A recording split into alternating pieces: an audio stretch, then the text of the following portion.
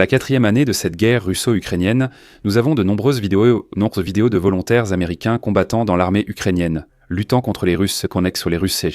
Dans les zones urbaines, tranchées et bois, nous avons des vidéos filmées avec des casques GoPro de ces combattants américains. Certains de ces combattants sont des vétérans d'Irak, d'Afghanistan, du Mali et d'autres. Certains d'entre eux étaient des civils auparavant et sont venus aider les Ukrainiens dans le besoin. Aujourd'hui, nous allons regarder ces vidéos de fusillades de volontaires américains. Nous y sommes désormais très habitués. Mais imaginez cela pendant la guerre froide. Des Américains combattant directement les Russes. Je veux dire, c'était le rêve humide de certains grands-pères de la guerre froide qui auraient aimé pouvoir faire ça. Maintenant, ils le peuvent. Regardons ça. Je vais commencer par la vidéo d'un vétéran des États-Unis qui a choisi de se battre pour les Ukrainiens et il explique maintenant pourquoi il le fait. Je souligne que les Américains se sont portés volontaires et ont combattu dans des guerres qui, en théorie, ne sont pas les leurs. Ce n'est pas le premier conflit dans lequel les Américains sont impliqués. Mais pourtant, comment se fait-il que dans notre passé, nous ayons incarné, construit et soutenu ces Américains prêts à se lever et à tout risquer? Notre pays est censé représenter la liberté et la démocratie. Comment pouvons-nous dire que nous représentons la liberté et la démocratie? Si nous tournons le dos et laissons quelqu'un comme Poutine venir et prendre ce qu'il veut, je n'ai pas besoin de rappeler à quiconque ce qui s'est passé il y a 80 ou 90 ans. Je ne devrais même pas avoir à dire son nom. Il a fait la même chose, il a envahi la Pologne, personne n'a rien fait. Il a pris les Sudètes, personne n'a rien fait. Il a envahi l'Autriche, personne n'a rien fait. Poutine fera pareil. Si on ne l'arrête pas ici, cela se reproduira. Il y a plus de preuves que nous n'en avons jamais vu dans aucun autre conflit de l'histoire humaine, prouvant que ce combat est un combat nécessaire. Si nous ne nous levons pas, ne défendons pas l'Ukraine, ni ne protégeons les innocents, il ne restera plus rien. Qui sommes-nous pour dire « nous avons fait notre possible » ? Désolé, je ne le ferai pas. Je ne cesserai pas de me battre, je continuerai à me battre. La question à poser, pourquoi venez-vous vous battre pour l'Ukraine ? D'Amérique, le Pestebishanosse Kometrins était d'Arek, le pays de la liberté et des braves. Là-bas, vous avez tout. Il y répond parfaitement. Vous pouvez avoir de l'argent, vous pouvez avoir une maison, vous pouvez avoir un crédit immobilier, mais vous voulez défendre l'innocence. Vous voulez protéger ceux qui ne peuvent peut-être pas se défendre eux-mêmes. Vous voulez lutter contre le mal. Et s'il y a un seul combat dans le monde, une seule guerre dans le monde où tout est aussi clair, c'est la guerre russo-ukrainienne. Il n'y a aucun doute là-dessus, on sait quelle était la bonne cause et quelle était la mauvaise. Il n'y a pas de place pour les zones grises dans ce conflit. C'est ce que je pense, c'est ce qu'il dit. C'est ce que partagent la plupart de ces Américains, qui ont risqué leur vie pour défendre les plus faibles, les Ukrainiens incapables de se protéger, ces familles et enfants dans l'abri par exemple. Sans plus attendre, mes amis, je vous présente un combattant américain qui a appris l'ukrainien et qui parvient à capturer 4 prisonniers russes dans cette séquence. Je ne sais pas exactement quand cela s'est produit, mais cela a été publié récemment, il y a environ 2 semaines. Je vais vous lire la traduction, c'est aussi écrit ici. Et j'adore le fait qu'il puisse parler un ukrainien primitif avec un fort accent américain, ça le rend encore plus cool. Grand respect à ce combattant. Montre-moi tes mains. Viens vers moi.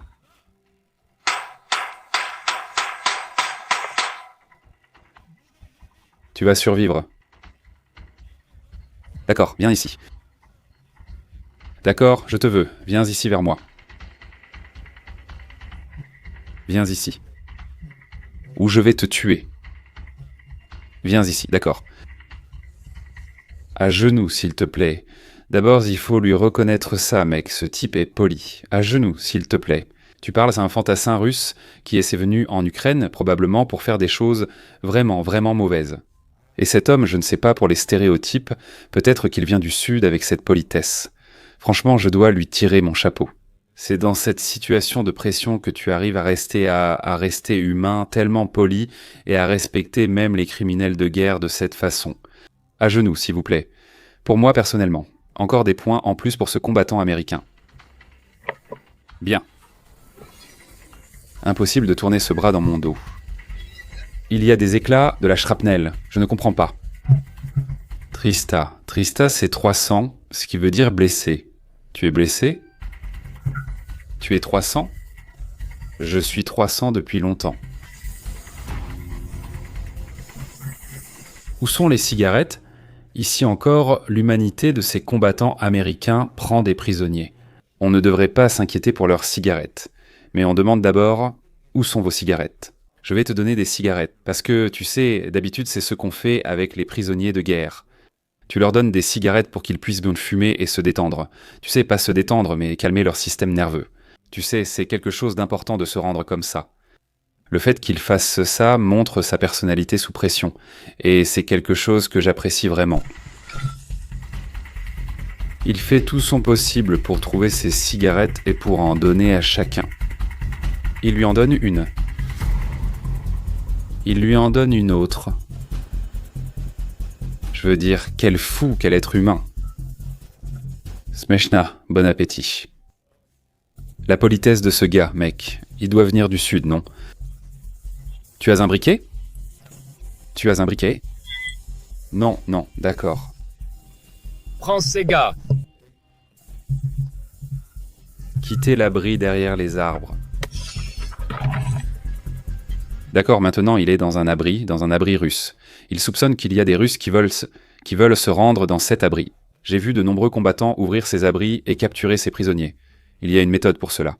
La plupart des combattants font cela d'une certaine façon. Regardez comme il le fait.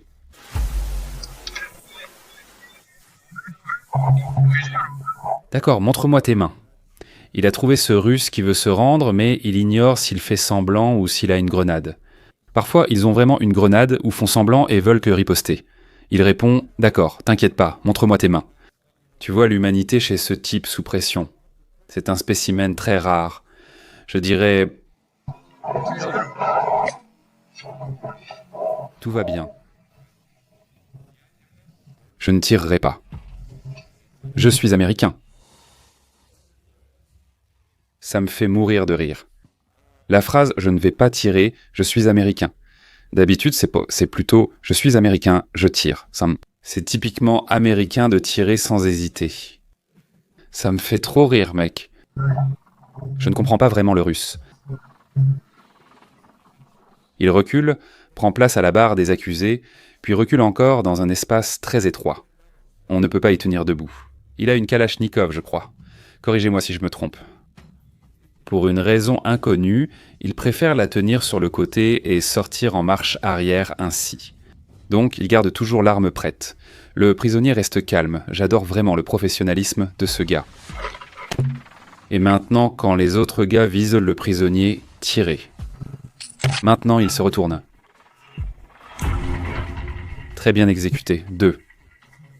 Tout va bien, viens ici. Tout va bien, 300, tu es blessé. Oui, un éclat. Combien?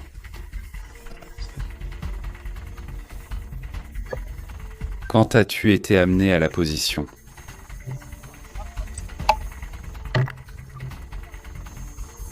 Qui dois-je suivre?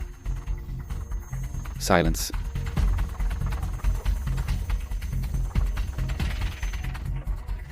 Tout va bien, tout est parfait. Ouais.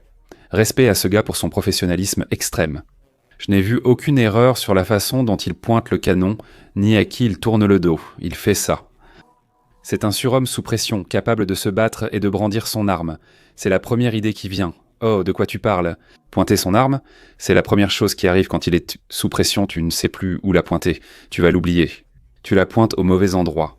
Ensuite, tu trébuches et le prisonnier te fonce dessus. Ça arrive. Ce gaz est parfait. Cette vidéo montre un Américain venu évacuer des Ukrainiens en zone de guerre, sans intention de se battre. Voici Devon Masser, aumônier chrétien américain.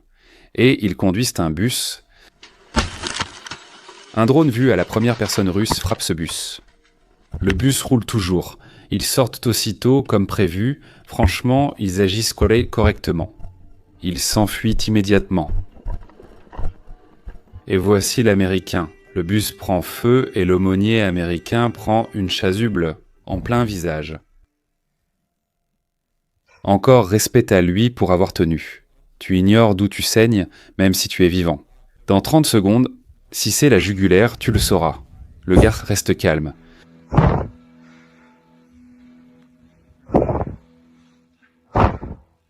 Je dois vraiment saluer la force mentale de ces volontaires américains, mec.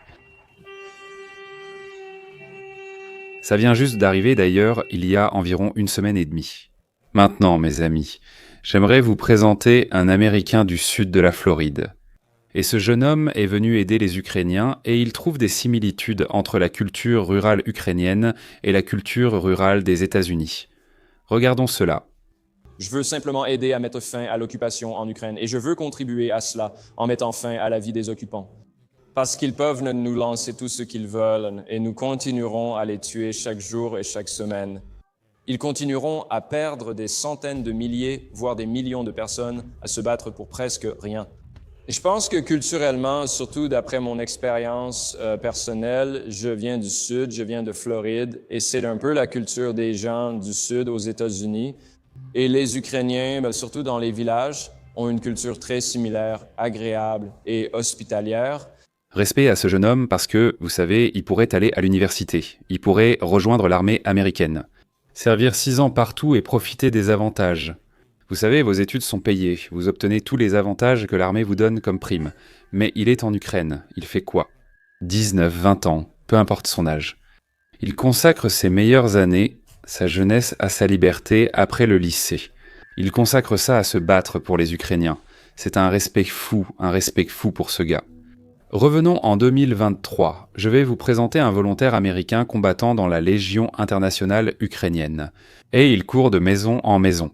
Ils sont sous le feu des mortiers russes, corrigés par drone. Ce qui signifie que s'ils courent vers une autre maison, le feu des mortiers les suivra avec les nouvelles coordonnées fournies par le drone. Et ils courent. Ce n'est pas, vous savez, tant que ça. On va regarder. Mais ce gars-là prend un coup dans le dos. Je veux vous montrer ça.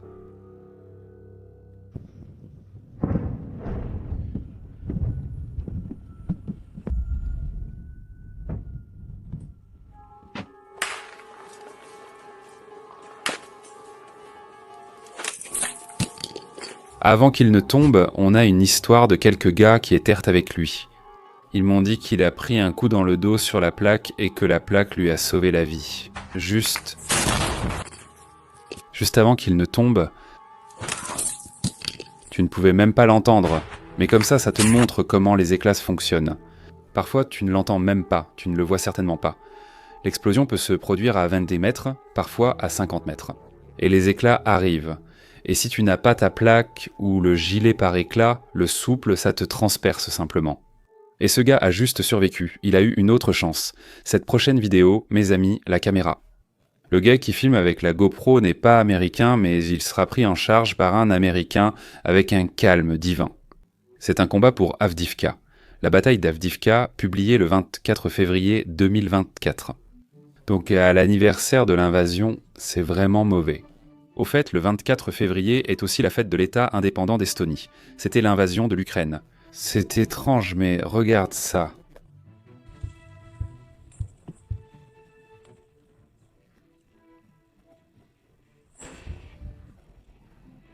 Je viens de recevoir un éclat d'obus dans la jambe lors d'un tir d'artillerie. On entendait le sifflement, puis l'éclat est tombé. Et il ne sait même pas vraiment où il est. Parce que ça peut être vraiment minuscule et ça peut entrer dans une artère de la jambe. Tu ne le vois pas. Tu commences juste à sentir ce sang chaud partout.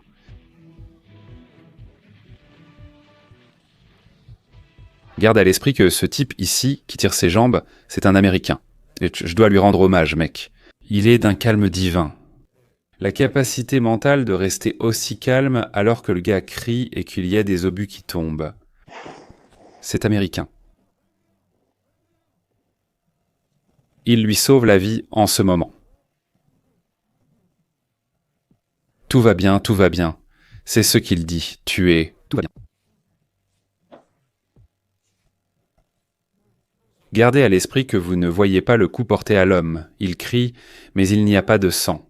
Vous ne voyez pas de vêtements déchirés sur ses jambes. Où est la blessure? Que faites-vous? Quelle est la procédure? Je sais que ceux formés médicalement dans l'armée savent quoi faire. Tapoter pour trouver le sang. Nous allons le voir dans cette vidéo.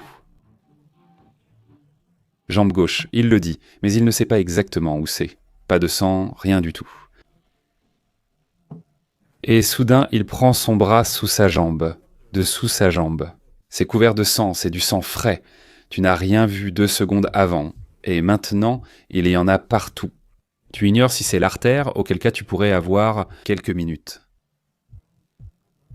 Alors, il est vivant et en bonne santé, mais dans 2 minutes, il ne le sera plus. Ce garrot va lui sauver la vie. Appliqué par l'Américain juste ici. Un autre obus frappe. Et il s'assure que c'est bien serré. Ça doit être très serré. On ne se rend pas vraiment compte dans ces vidéos à quel point ces garrots doivent être serrés. Tellement serrés que le gars à qui on l'applique hurle presque de douleur à cause du garrot lui-même. Ça doit être très serré, ce n'est pas le plus important, cette douleur ne compte pas. Vous allez lui sauver la vie. Maintenant, mes amis, je vais vous présenter des volontaires anglophones. D'après leur accent, je dirais qu'ils semblent venir du Midwest. Je pense que ce sont des Américains dans la Légion internationale ukrainienne ou Kraken. Vous savez s'il faut me corriger ici, dont beaucoup de gens disant qu'ils viennent, vous savez, de ces 2 unités. Ces gars-là, ils font exactement ce qu'on nous a appris dans l'armée estonienne parce que l'Estonie est une région très boisée. Si les Russes devaient en envahir, ils feraient ça. Avec des chars, BTR, BMP, MTLB, ces véhicules blindés d'infanterie. Nous avons uniquement la forêt, sans profondeur. Alors on a tendu embuscade après embuscade après embuscade, et c'est exactement comme on nous l'avait dit de faire. Regarde ça. Il trouve un BTR russe, il s'en approche discrètement. Brian, tu prends de la tête. Le gaz au canon va hors de la forêt, tire et replie-toi. Ce ne sera pas une connexion forte, c'est un échange de tirs intense, c'est du coup et repli. Et c'est con, c'est ce qu'on nous a dit. Maximisez les pertes ennemies, minimisez vos pertes. Frappez, semez le chaos, partez, vérifiez. Il s'expose juste pour quelques secondes. Vas-y, tire. Le BTR est juste là. Il est à environ 100 mètres. Boum, et tu t'enfuis, c'est tout. Tu n'as pas besoin d'en faire plus. Et le BTR les mitraille déjà avec le canon, et ils sont en train d'évacuer maintenant. C'est une attaque éclair. C'est une attaque éclair selon le manuel. Il n'y a rien de plus à dire. Reculez. Parfaitement orchestré. Regardez. Oui, le BTR a été touché et tente de réagir. Bam. Bien, la liberté a été exportée. Ils essaient maintenant de rejoindre la forêt pour se mettre en sécurité. Mais plus tard, il a brûlé. Donc il a subi de lourds dégâts avec ce coup. Regardez, il a brûlé. Oh, ça se fissure, il y a un filigrane ici. Au fait, nous avons donné beaucoup de voitures à Kraken et vous avez fait des dons aux campagnes. Et nous avons livré, je crois, 3 ou 4 voitures aux unités Kraken pour cette même unité. J'ai leur écusson. Travail impressionnant des Américains. Dans la prochaine vidéo, des Américains combattant pour la Légion internationale ukrainienne semblent avoir environ 23 ou 24 ans, quand les Ukrainiens ont réellement mené de lourdes attaques contre les Russes. Sortant du véhicule blindé, 2 sections ont couru dans la tranchée et ont tout tiré. Ça y ressemble exactement. Voyons comment ça se passe.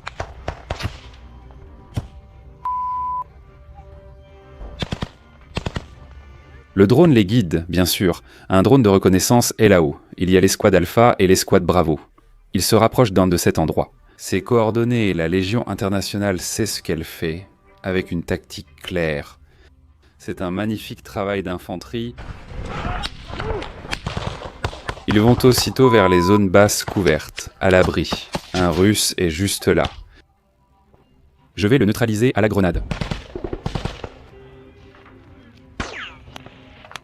Cette balle était passée tout près.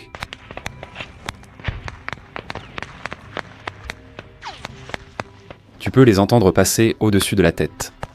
D'accord, maintenant il y a un moment dont je ne suis pas vraiment sûr de ce que je ressens. Tu le regardes, tu commentes, regarde ça. Ils vont le descendre à la grenade. Il va dire 1, 2, 3, feu ou autre.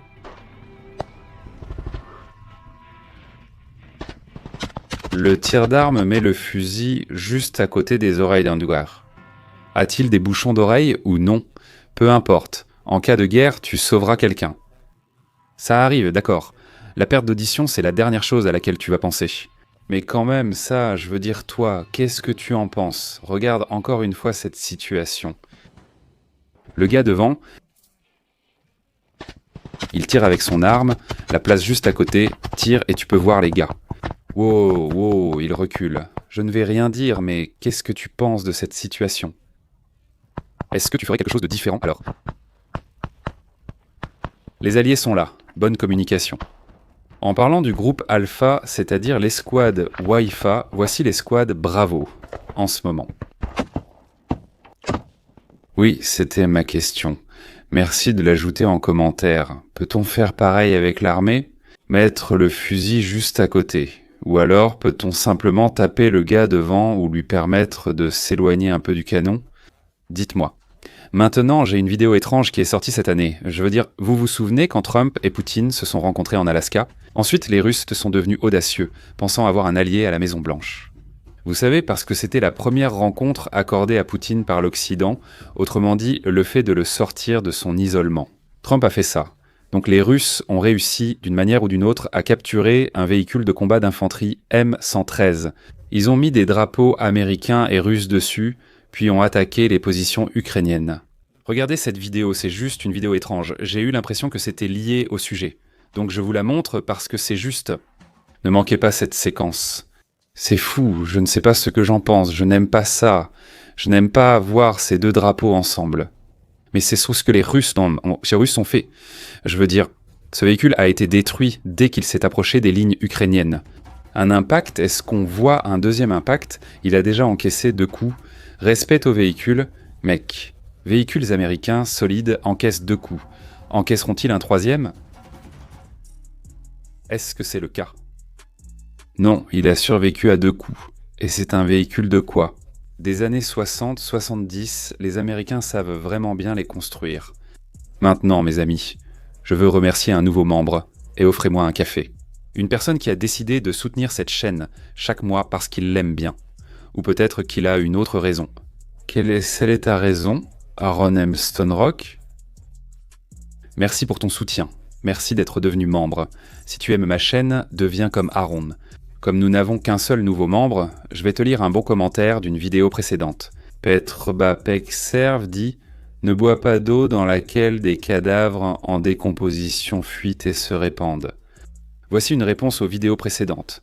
J'ai montré que les Russes buvaient de l'eau sur la ligne de front alors que leurs camarades s'y décomposaient. Avoir la diarrhée galopante est le moindre des soucis. La diarrhée galopante, c'est quand tu as la chiasse. C'est une excellente façon de le dire, je vais la reprendre. Les infections bactériennes, les fièvres et la possible défaillance d'organes font partie des rares tueurs mortels présents dans l'eau. Merci pour la réponse. J'ai demandé ce qui pouvait arriver en buvant de l'eau de cadavre. Maintenant, nous savons. Merci, mes amis. Si tu aimes cette vidéo, abonne-toi à la chaîne. Je reviendrai pour toi demain, et aussi chaque lundi, mercredi et vendredi. À la prochaine vidéo Slava Ukrania. Au revoir.